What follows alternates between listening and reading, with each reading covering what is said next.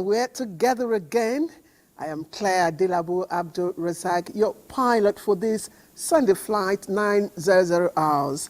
And just a reminder that this is a 2-hour flight, and I and my crew promise you a smooth, pleasant landing. Tonight, our package is bump-free, nothing that will jolt your blood temperatures. You'll get to see people breaking frontiers, especially young women adjusting to changing and challenging times, and also venturing into areas traditionally considered only for the men, and are even doing better. Also tonight, exceptional stories of children with special gifts. And there are also stories that question some old cliches like women are the weaker sex. Are they really? Well, you'll get to see that men also cry in the course of our program. And who says Nigeria is not great? Just a little political will is all is needed to discover the hidden treasures of our land. From the coastal states in the south to the mangroves in the southeast and southwest, down to the northern Sahel savanna. Just a little digging deep, and we will discover the treasures of the oil palm trees in Elele Alimini in Rivers State. We will also feature tonight celebrations of life, couples walking down the aisle to begin new generation of lives, plus individuals doing great things, and institutions also churning out extraordinary Nigerians in diverse fields. So, what are you waiting for? Come around, gather the family over a cup of tea, coffee, or beverage as we get ready to take off. But first, let's get you acquainted with the happenings in and around the country in 20 minutes with Elizabeth Omori. Thank you so much, Captain Claire. And thanks for joining us for the news segment. Nigeria's economy is set to witness a turnaround as President Bola Tinubu has set up a tripartite economic advisory committee, which include the federal government, subnationals, and private sector. This was a major outcome of a crucial meeting between the president and selected members of organized private sector this Sunday. State House correspondent Musbaut Dan Wahab has more. Times are hard, and there are hues and cries in town. And inasmuch as the man in front targets the good of all and a greater Nigeria, these issues cannot wait, even on a Sunday. Desperate measures are playing out for the desperate moments as the captain of Team Nigeria gets on a round table with captains of industries. The present issues notwithstanding, the banter was warm as the president himself was from this constituency. And then, the meeting entered its crucial mode behind closed doors. And after about 3 hours, it was a new hope yet again. To bring life back to the economy. President Bola Tinubu pointed towards the light at the end of the current path through the tunnel, assuring Nigerians, including the downtrodden, of an imminent economic recovery capable of transforming the nation for better. We are looking for additional efforts that might help the downtrodden Nigerians, and we will provide that hope and the assurance that the economic recovery is on its way.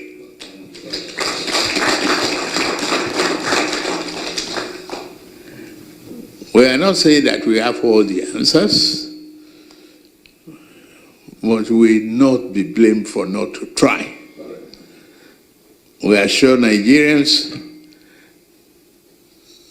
that we will do our best to get our Marshall Plan in place and fashion out the best economic future for this country.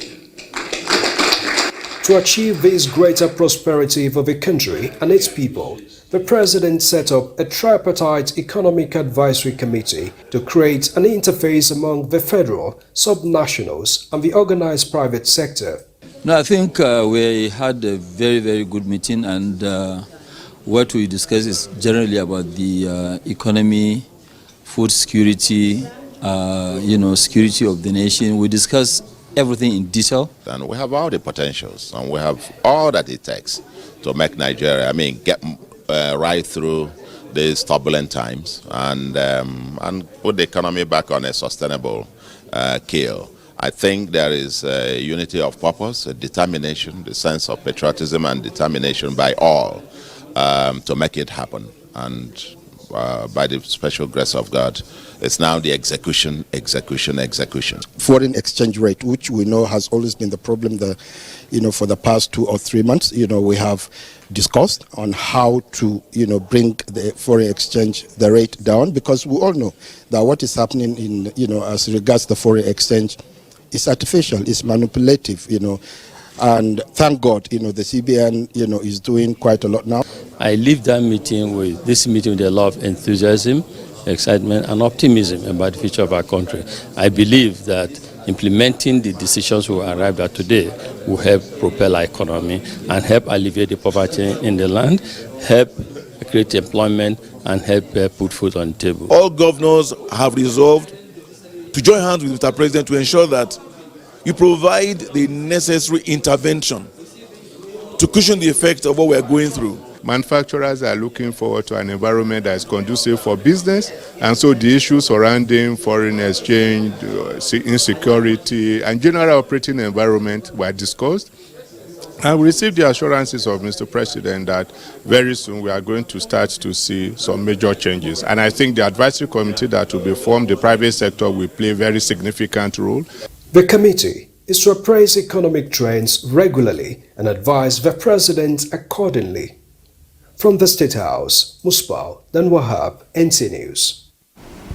Now a bit on the Israel-Palestine conflict. Minister of Information and National Orientation Mohammed Idris condemns the coordinated and sustained targeting of journalists by the Israeli security forces in the ongoing conflict in Palestine, stressing that the action represents violation of press freedom and human rights. Idris made the remarks in a speech at the extraordinary session of the Islamic Conference of Information Ministers with the theme, Israeli government's disinformation and hostilities against journalists during the Israeli occupation of Palestine in Istanbul, Turkey. Represented by the head of mission of the Nigerian embassy in Turkey, Ambassador Zayed Abdulsamad Salam. The minister notes that since the beginning of the conflict, journalists have been subjected to harassment, intimidation, violence, and death for carrying out their duty to inform the public and uphold the principles of truth and justice. It says statistics provided by the Committee for the Protection of Journalists indicates that about 88 journalists and media workers have been killed since the war began in October 2023. While calling for an immediate ceasefire in Gaza, he emphasized Nigeria's position on a two-state solution to address the crisis in Palestine to ensure that rights and sovereignty of both Palestinians and Israelis are respected and upheld. Talking internal security, officers and men of the Nigerian Army have been charged to sustain the recent successes recorded in various fields of operation and be more intentional in the fight against insecurity in the country. The Chief of Army Staff, Lieutenant General Tuarid Lagbaja, gave the charge at the combined Nigerian Army Combat Service Support Corps and Army College of Logistics and Management Social Activities in Lagos. Diana Ajale brings us details. They are always ensuring that the nation's territorial integrity is secured and her citizens safe enough to carry out their responsibilities hitch-free. This convergence is one of the many platforms designed to foster social ties and integration among the officers, their families, friends, and the civil community through a unique blend of entertainment and cultural displays. I acknowledge the significant The Chief of Army Staff, Lieutenant General Tuarid Lagbaja, represented by the General Officer commanding 81 Division, urged officers and soldiers to translate the relationship at Wasa into an effective and efficient synergy for the development of country. We must remember that effective delivery of logistic support is a crucial fulcrum on on which this is hinged. Similarly, you must bear in mind that most of your services are critical. Highlighting several achievements in his area of operation, Major General Hassan Gadem Tafida appreciated the Chief of Army Staff for the opportunity to relax with family and friends. He also encouraged officers and men of the Army to maintain the tempo within all formations. This has further emphasized the Chief of Army Staff's command philosophy, which is to transform the Nigerian Army into a well-trained, equipped, and highly motivated force. The country's rich and diverse culture was on display. Some soldiers who have distinguished themselves in the discharge of their duties were recognized. The 2023 Joint West African Social Activities was a celebration comprising 5 army formations in Lagos, Diana, Ajale, NTA News. Still on activities within the military community, regimental dinners trace their roots to esprit de corps fostered within military units and serve as a reminder of sacrifices and triumphs of those who have served under the same banner. In this case, retiring naval officers of flag rank who performed this last call to duty were accompanied by their spouses. Defense correspondent Najat Tijani reports. It is a time-honored tradition which unfolds in magnificent style with the distinguished presence of esteemed dignitaries, including the Senate President, Minister of State for Defense, officials, and the Chief of the Naval Staff himself. The ambience is nothing short of regal as the officers, accompanied by their beautiful spouses, are honored for their unwavering service and dedication to the nation. I almost missed the occasion because I was almost at the airport. Since I'll be leaving shortly to represent Mr. President in a special unfolded function in Namibia. The immediate past president of Namibia, who died, will be buried tomorrow. So I must say that I'm most delighted to be in your midst this evening as your special guest of honor for a dinner in honor of heroes and icons of the country who have done the country proud.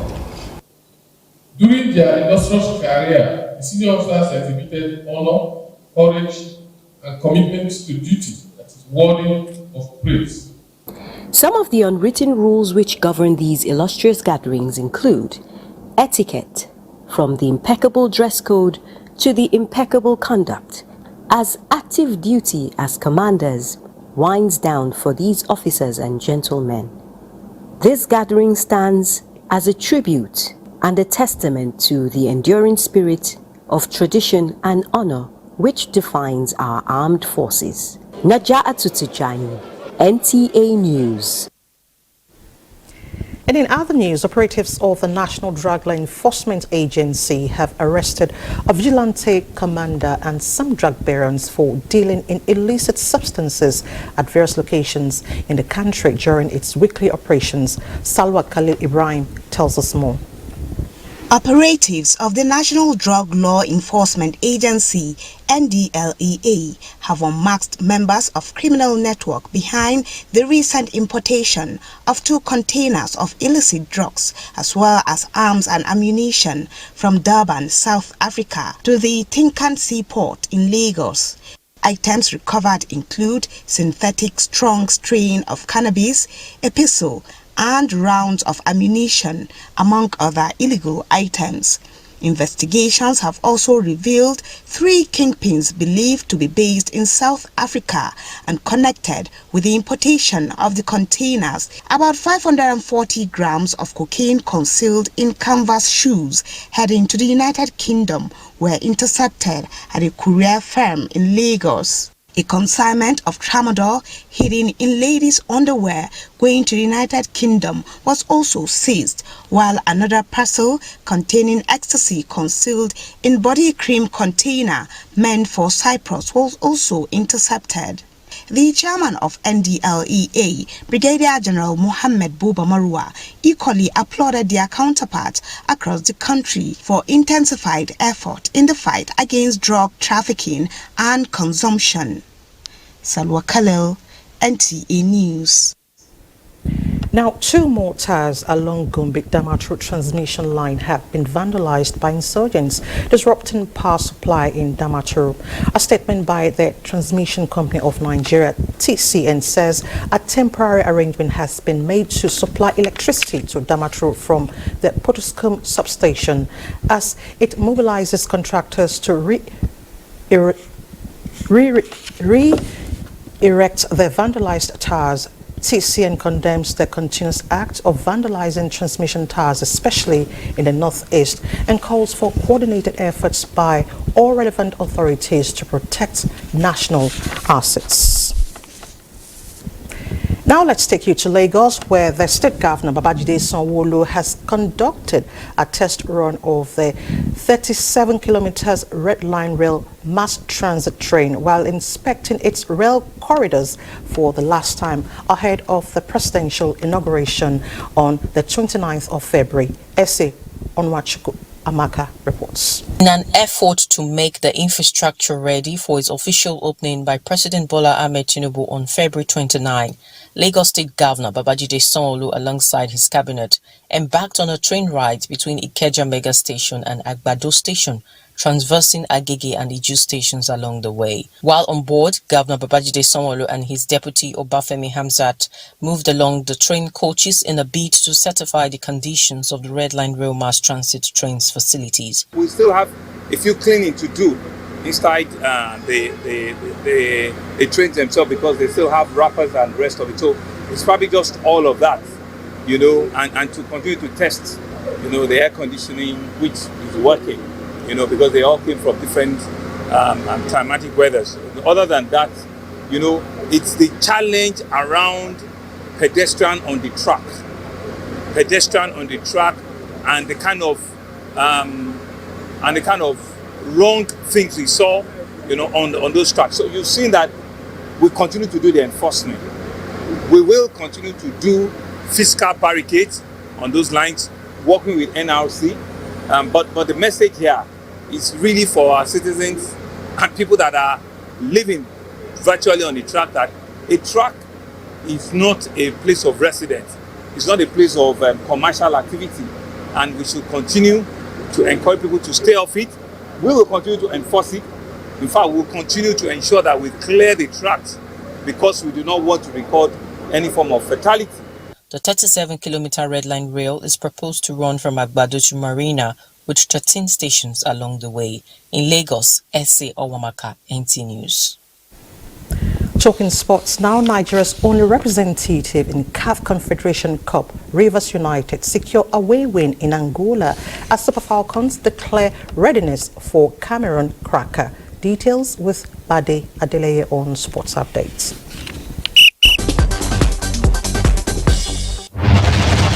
All is now set for the crunch second leg encounter of the penultimate round of qualifiers for the women's football event of the 20 between Nigeria and Cameroon on Monday evening. Both teams had their final training session on Sunday with the coaches and players all fired up for the match scheduled for the Moshood Abiola National Stadium, Abuja. We'll have a much more aggressive mentality for the match tomorrow because we're home.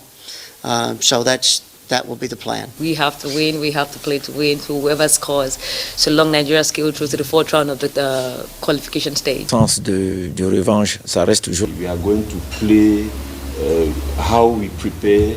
We don't have any pressure. Kano Pillars were the biggest winners of match day 21 of the Nigeria Premier Football League as they hammered visiting Sunshine Stars 5-1 on Sunday to go third on the log. A chance for Kano Pillars, still in the box, it's a goal! Lobby Stars returned to winning ways as they claimed a slim 1-0 home win over strugglers Heartland to move back to the top of the league standings. In other results, Gombe United recorded a 2-0 home win over Sporting Lagos. Niger Tornadoes beat Abia Warriors 1-0. Bayelsa United also defeated Akwa United on the road by the same margin, while Plateau United and Shooting Stars settled for a goalless stalemate.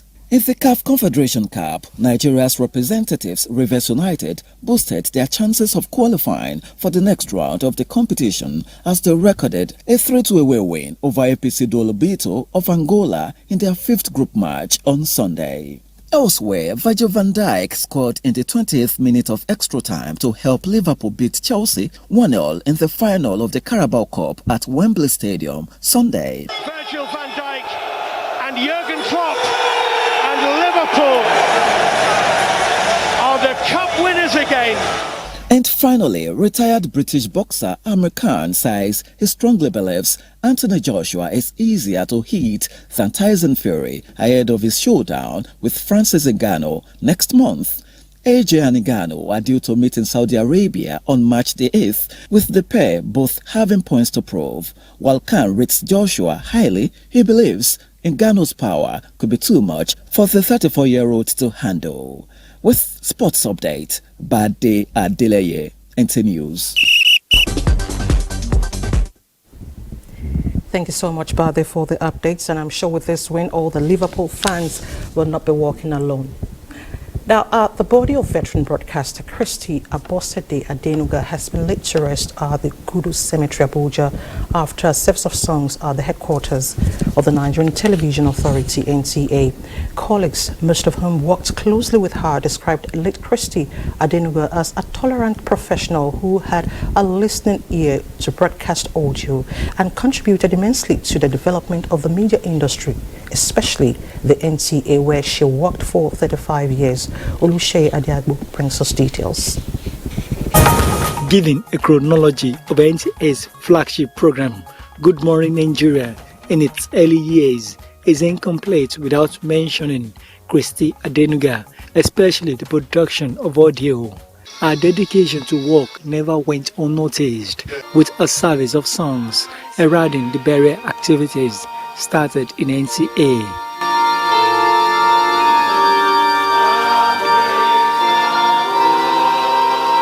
He said, "My grace is sufficient."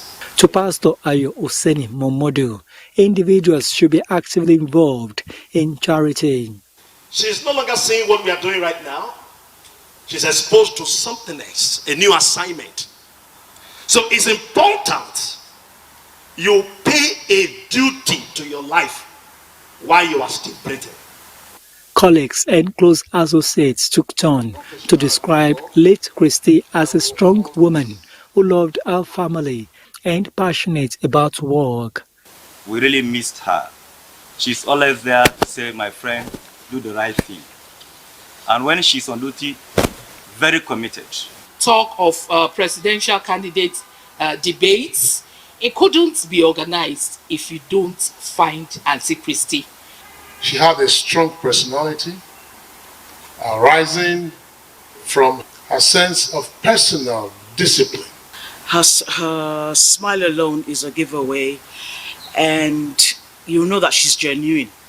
Tosin and Ayodele take heart and to stay strong together and to uphold those things that your mother stood for. She was true to her profession, Christy. May Almighty God minimize her shortcomings and maximize her good deeds, and grant her a lofty place in paradise. Our journey to life hereafter was at the Kudu Cemetery. Ashes to ashes.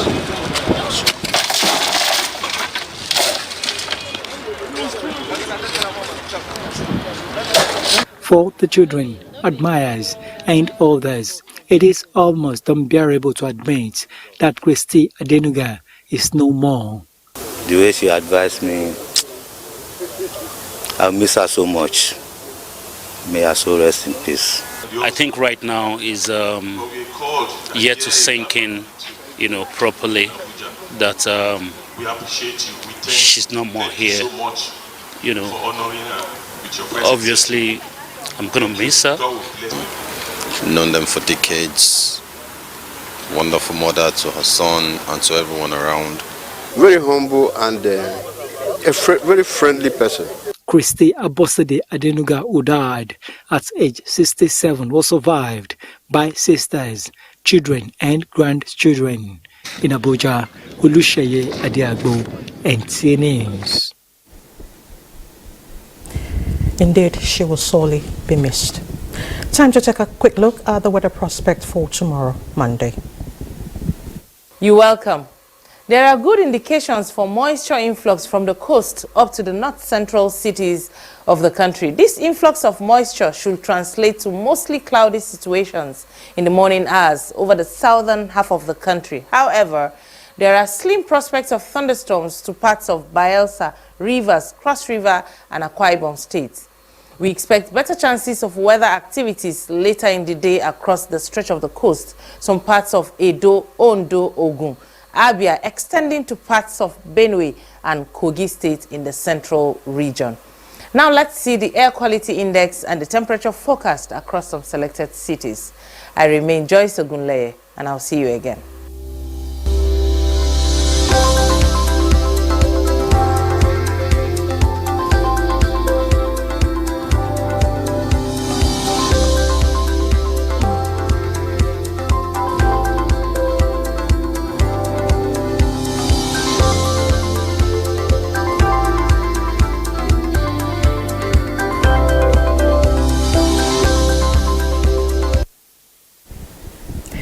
And that ends the news segment. And when we return, Captain Claire will be up to clear up more reports after this break. To stay with us.